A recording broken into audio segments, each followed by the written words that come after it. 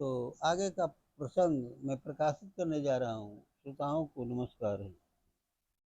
अब कहा, उनकी शिष्य की पत्नी ने कहा कि मेरे घर से यहाँ तक सोच लीजिए कितना डेग है।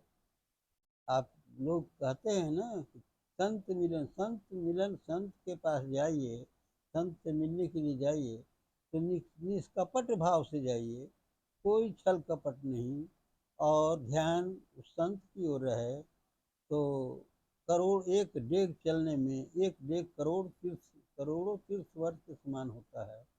तो शिष्य की पत्नी तो ठीक ही कहा कि संत मिलन को जाइए, संत मिलन को जाइए, छाड़ी कपट अभिमान, ज्यों ज्यों पग आगे धरे, कोटि तीरथ समान।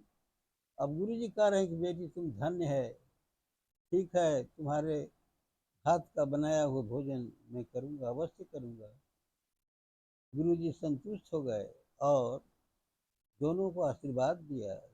कहने का मतलब यह है, कहानी का निचोड़ यह है, कहीं भी आप जाएं संत के पास तो निष्कपट भाव से जाएं, उसको उससे विशेष लाभ होता है।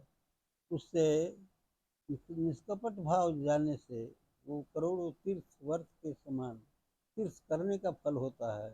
तो इतना ही कहकर अपनी वाणी को विराम देता हूँ। श्रोताओं को नमस्कार।